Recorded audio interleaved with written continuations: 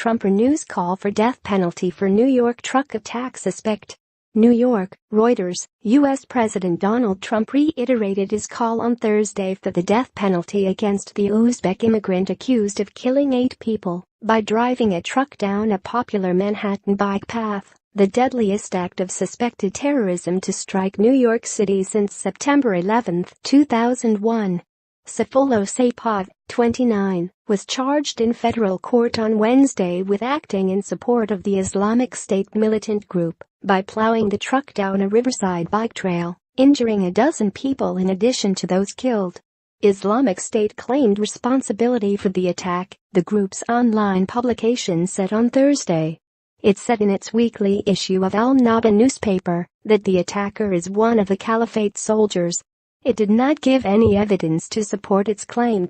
Trump had suggested on Wednesday sending Saipov to the Guantanamo Bay military prison in Cuba, where terrorism suspects apprehended overseas are incarcerated, but he said on Thursday doing so would be too complicated.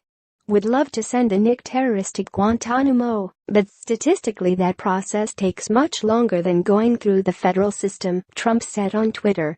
He added, "There is also something appropriate about keeping him in the home of the horrible crime he committed.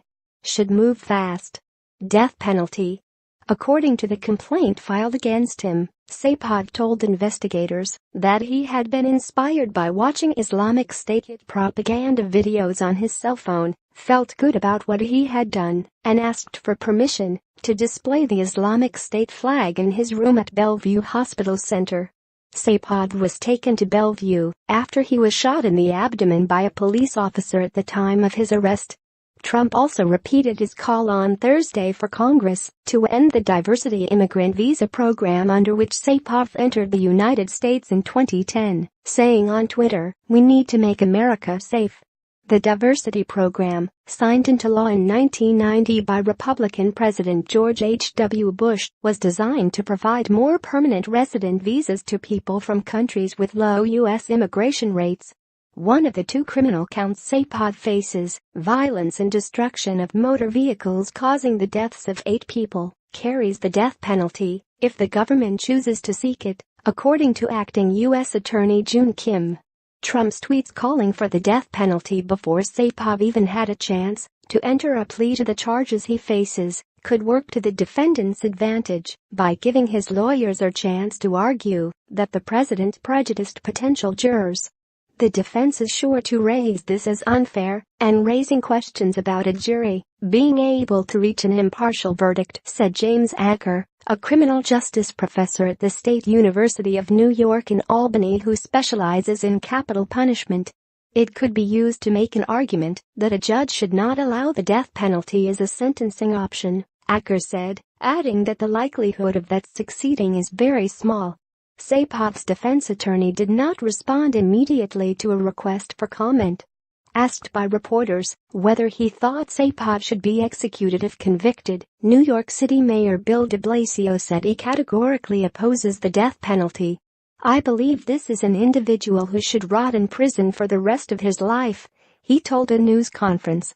Dzhokhar Tsarnaev, the surviving member of a pair of ethnic Chechen brothers who killed 3 people and wounded more than 260 when they bombed the 2013 Boston Marathon in an attack inspired by the Al-Qaeda militant group, was sentenced to death in 2015. He is the only inmate among the 61 people on federal death row convicted for an act charged as terrorism. Senator Lindsey Graham, a Republican, on Thursday repeated his criticism of the Justice Department for charging Saipov in the courts rather than treating him as an enemy combatant. "I'm dumbfounded as to why the Trump administration still follows the Obama playbook when it comes to dealing with terror suspects," Graham said in a statement. Kim, the federal prosecutor, said the filing of charges against Saipov in federal court does not preclude the government from later declaring him an enemy combatant, although legal experts said such a move was highly unlikely.